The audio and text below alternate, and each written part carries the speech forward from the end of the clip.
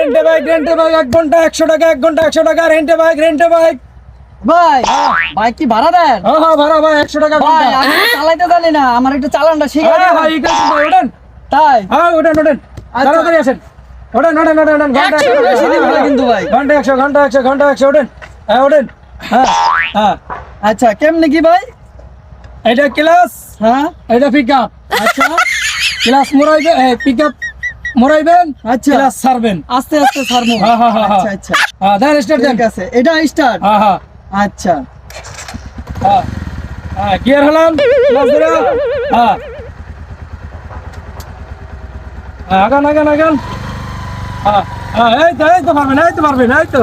হ্যাঁ ঠিক আছে। আরে আমার বাইকটা গেল রে। কি হয়েছে ভাই? কাঁদেন কে? আর ভাই